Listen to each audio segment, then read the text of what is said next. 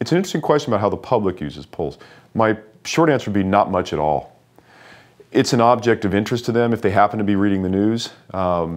There are specialized circumstances under which the public takes account of polling information.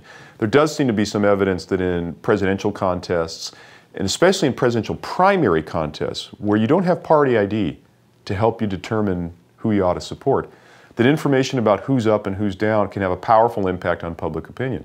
So if I learn that Barack Obama is ahead of Hillary Clinton in the state of Texas by 5 or 6 points, that's interesting to me, right? I don't see much substantive difference between the two of those candidates. If I see evidence that one of them is winning versus losing, that could make me think, hey, this person's a more viable candidate. Something's going on there I ought to pay attention to. So there is information conveyed when you have these presidential primaries. In the general election, where you have party, there tends to be a little bit of a sort of an elation or a depression dynamic. If my candidate's up, I'm happy, I'm a little more enthused. If my candidate is losing, I get a little bit discouraged. There's debate among scholars over whether that's a strong effect. And in fact, some people don't like it when their candidate is up more than a few points because they think it creates an impression amongst supporters that, well, I don't need to go vote. My guy's doing fine. I don't know that there's much evidence for that. It's largely anecdotal. It's mostly the feel of the campaign.